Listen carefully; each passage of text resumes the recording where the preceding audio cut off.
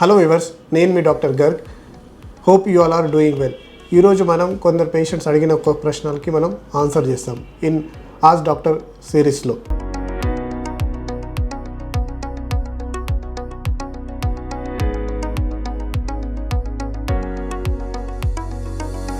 జయలక్ష్మి గారు అడిగిన గర్భసంచి లోపల గడ్డలు ఉంటే ఏమి రిస్క్ లేదా అండి, ప్లీజ్ టెల్ మీ. సో గర్భసంచి గడ్డలు అవి ఏం గడ్డలు మన స్కానింగ్లో తెలుసుకోవడం ఫస్ట్ ఇంపార్టెంట్. గర్భసంచిలో కామన్గా ఏంటంటే ఫైబ్రాయిడ్, యూట్రైన్ ఫైబ్రాయిడ్ ఉండే అవకాశాలు ఎక్కువ ఉన్నాయి. సో యూట్రైన్ ఫైబ్రాయిడ్ యూజువల్లీ క్యాన్సర్కి దారి తీయడం, అంటే రిస్క్ మనం అనుకుంటే క్యాన్సర్కి దారి తీయడం చాలా చాలా రేర్. 100లో ఒక్కరికి కూడా ఉండే అవకాశాలు కూడా ఉండవు. 0.5 to 1% రిస్క్ కన్నా తక్కువగా ఉండే రిస్క్ ఉంటుంది. సో క్యాన్సర్గా మారే అవకాశాలు అయితే చాలా చాలా తక్కువ.